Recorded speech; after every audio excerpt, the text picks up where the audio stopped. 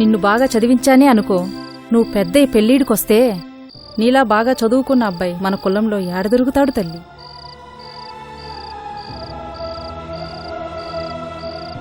వద్దమ్మా వద్దు, నీ చదువుకోవాలి ఆపే తల్లి.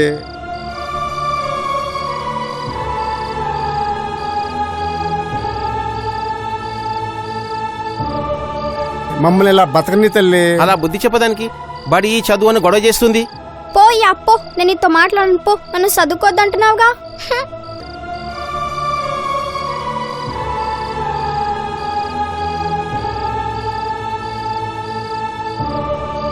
మమ్మల్ని ఇలా బతకని తల్లి. అలా బుద్ధి చెప్పదానికి బడి చదువు అని గొడవ చేస్తుంది.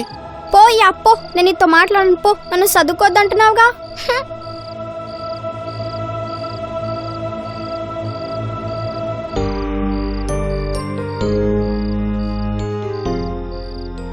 మగాడు చదవక చెడిపోతాడని, ఆడది చదివి చెడిపోయిందని తిట్టిపోసింది.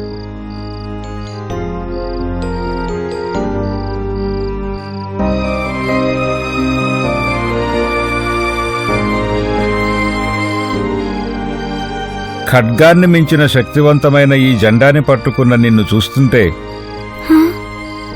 ఆ కాళికామాత గుర్తుకొస్తోందమ్మా. అయినా చదువుకునేంత తెలివితేటలు నా కాడున్నాయా మాస్టారు? ఎందుకు లేవమ్మా, నీ గురి తప్పదమ్మా.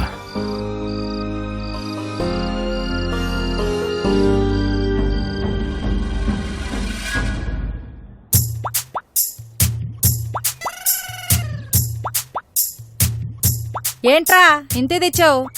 ఆడంతే ఇచ్చాడక్కయ్య. ఓరి సచ్చినోడా, అంగట్లో సామాన్లు అమ్ముకురమ్మని చెప్తే మళ్ళీ మోసపోయి వస్తావా? ఈ మాత్రం కూడా లెక్క తెలియదంట్రా బడుద్దాయి. వాడికి చదువా పాడా? రండి మాస్టారు, కూర్చోండి. రామ్మా.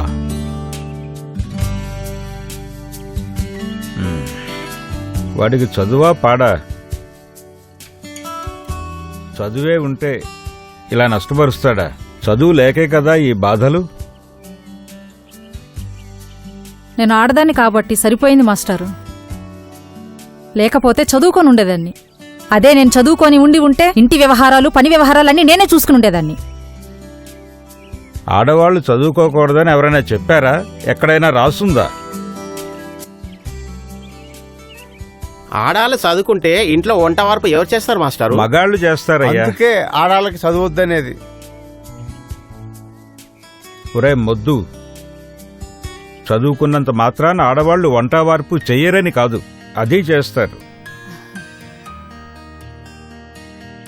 ఇంటికి దీపం ఇల్లాలే అని అన్నారు. ఎందుకు? దేశానికి దీపం కూడా ఆడదే.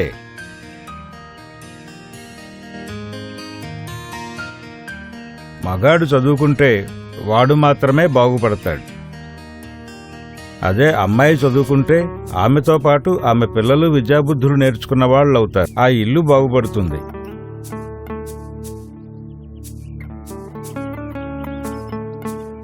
ఆ ఊరు బాగుపడుతుంది. ఆ దేశం బాగుపడుతుంది.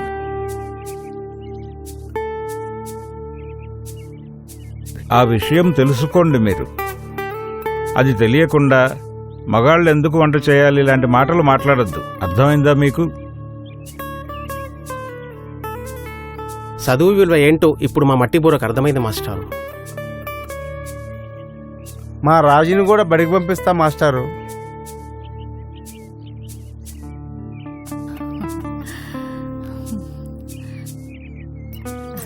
మా బంగారిని కూడా బడికి పంపిస్తా మాస్టారు. ఇక నుంచి మీ బంగారి చదువు బాధ్యత నాదేనమ్మా.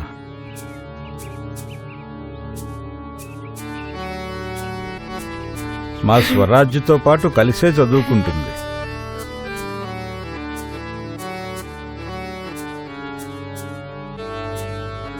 ఇక నుంచి నీ పేరు బంగారి కాదమ్మా, భారతి అమ్మా. భారతి, భారతి.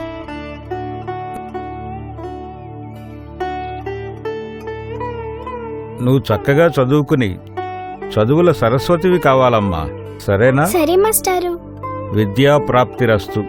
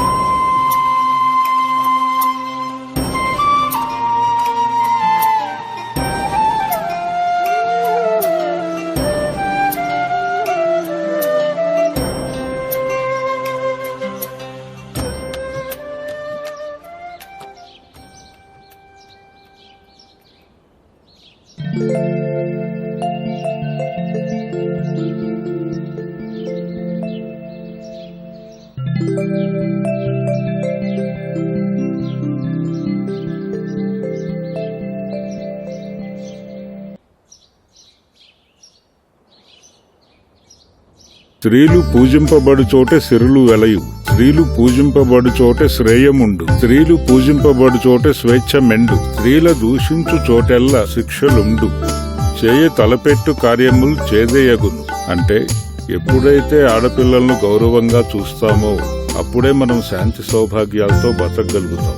ఎప్పుడైతే ఆడపిల్లలను దూషిస్తామో అప్పుడే మనం చేసే కార్యక్రమాలన్నీ చేదును మిగులుస్తాయి. మన జీవితంలో అంత ప్రాధాన్యత కలిగిన అమ్మాయిలను మనం గౌరవంగా చూస్తున్నామా? అడుగడుగునా అవమానిస్తున్నాం, తక్కువగా చూస్తున్నాం, చులకన చేస్తున్నాం. ఇది తప్పు. అమ్మాయిలు కూడా చదువుకుంటేనే సమాజమైనా దేశమైనా అభివృద్ధి చెందుతుంది. మన ప్రభుత్వం సరిగ్గా ఇలాగే ఇప్పుడు ఇదే నినాదంతో ముందుకెడుతోంది. హర్యానా వేదికగా బేటీ బచావో బేటీ పడావో అనే బృహత్తర కార్యక్రమానికి మన ప్రధాని శ్రీకారం చుట్టారు. అడుగడుగున అనాదరణకు గురవుతున్న ఆడపిల్లలను అంతా కలిసి కాపాడుదామని ప్రధాని పిలుపునిస్తున్నారు. అమ్మాయిల సంరక్షణ, చదువు బాధ్యతను ప్రభుత్వంతో పాటు సమాజం కూడా భుజాన వేసుకోవాల్సి ఉంటుంది. ఆడపిల్లలను బడికి పంపేందుకు మన ఊళ్లల్లోని తల్లిదండ్రులు ఉత్సాహంగా ముందుకు రావాలి.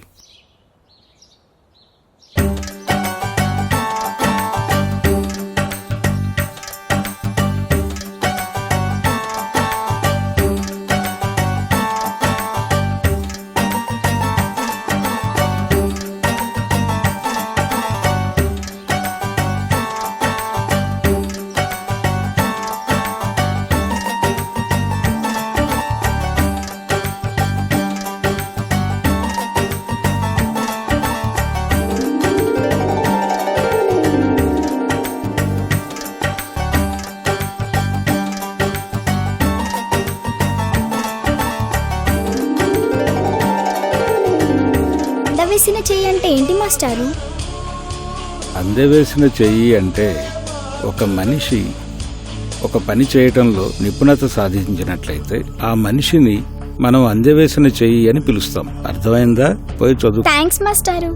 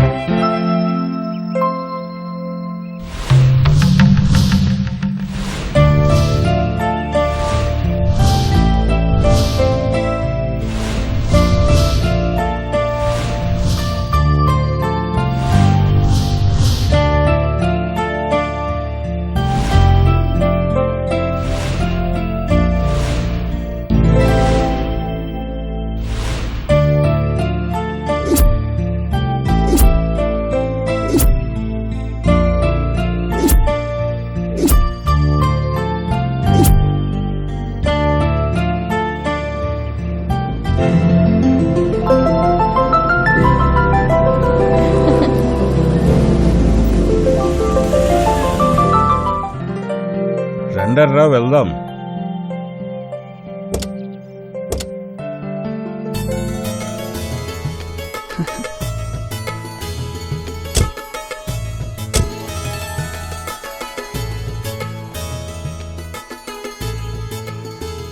మొత్తానికి మీ ఇద్దరూ ప్రయోజకులయ్యారు. అవును మాస్టరు, కన్న తండ్రి కాదన్నా సొంత తండ్రిలా నన్ను ఆదరించారు. అది నా నన్ను బాధ్యత. మంచి చదువులు చదివించారు. మీ మేలు ఈ జన్మలో మర్చిపోలేను. God bless you. ఇందులో నా గొప్పతనం ఏముందమ్మా? ఒక ఉపాధ్యాయుడిగా అది నా బాధ్యత. ఏదో మొక్కుబడిగా అలా చేయలేదు మాస్టరు. మీ అబ్బాయి స్వరాజ్ చదువు మీద ఎంత శ్రద్ధ చూపించారో మా అందరి చదువుల మీద కూడా అంతే శ్రద్ధ తీసుకున్నారు. అవునన్నా, నువ్వు ఆ రోజు మాకలా అండగా నిలబడకపోయి ఉంటే నేను ఇవాళ డాక్టర్ని అయ్యేవాడిని కాదు, భారతి టీచర్ అయ్యేది కాదు. అదంతా మీ కృషిరా అబ్బాయి. నా మాటలు వినుంటే అందరూ మీలా బాగుపడి ఉండేవారు కదా. ఈ రాజీని చూడు, వీళ్ళ అన్నయ్య శివాని చూడు. నేను ప్రయోజకుడినే మాస్టారు. మా నాన్నకు పొలం పనుల్లో సహాయంగా ఉంటున్నాగా. మరి రాజీ, మీ ఆయన ఏం చేస్తున్నాడు? మా ఆయన ఆటో రిక్షా తోలుతున్నాడుగా. చూడండిరా, మీకంటే చిన్నది. ఇప్పుడు మన భారతి టీచర్గా ఉద్యోగం చేస్తోంది. కానీ మీ ఇద్దరూ ఇలాగే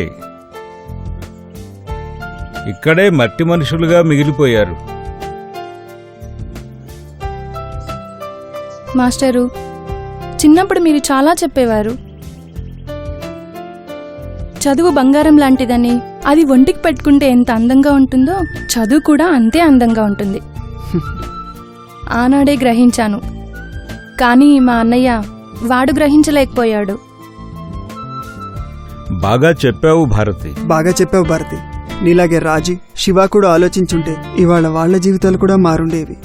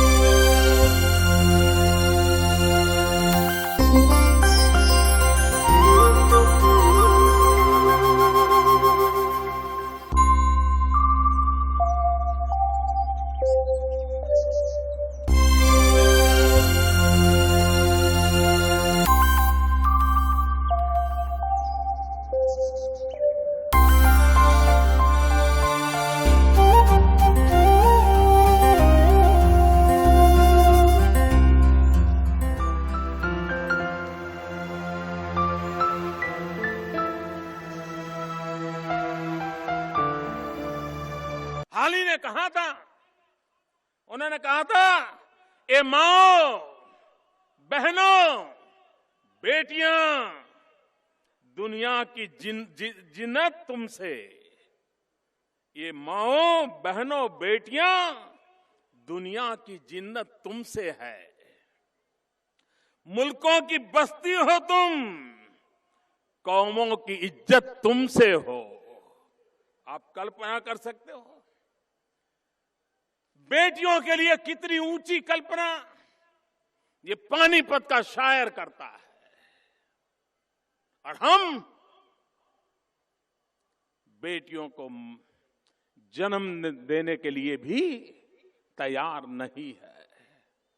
भाइयों बहनों, हमारे यहां सदियों से जब बेटी का जन्म होता था तो शास्त्रों में आशीर्वाद देने की परंपरा थी।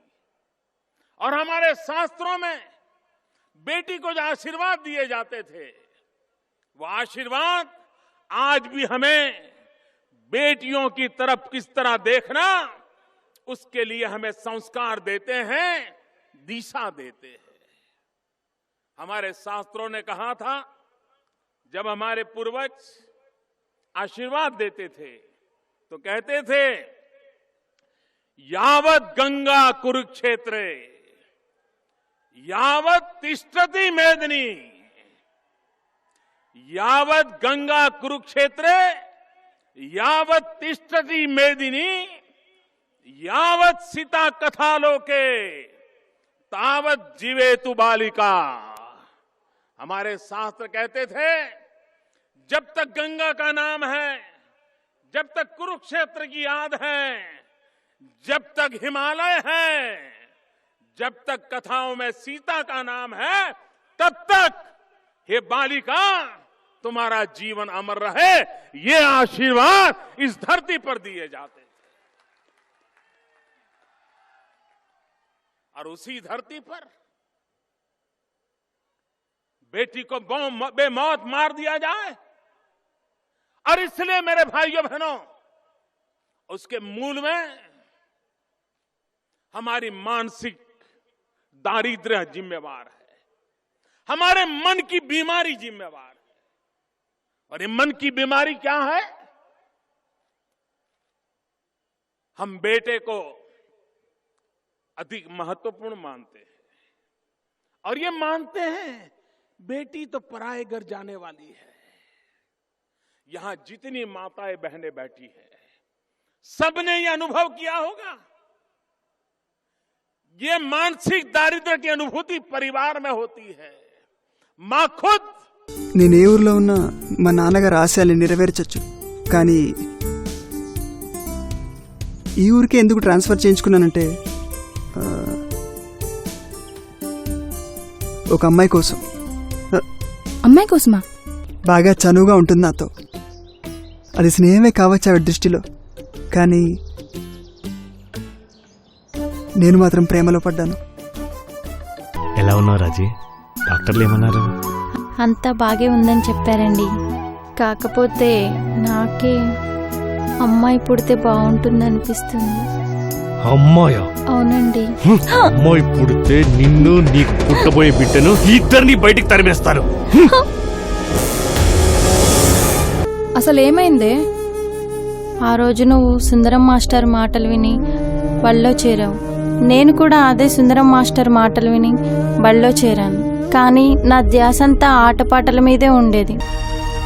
ఆడపిల్ల చదువుకుంటేనే చెడిపోతుందని ఆ రోజుల్లో అనేవారే, కానీ అది తప్పే. ఆడపిల్ల చదువుకోకపోతేనే చెడిపోతుందని నా అనుభవం ద్వారా తెలుసుకున్నాను. నువ్వు చదువుకొని బాగా బాగుపడ్డావు భారతి, కానీ నేను చదువుకోక సగం చెడిపోయాను. ఆ లచ్చిగాన్ని పెళ్లి చేసుకొని పూర్తిగా చెడిపోయాను.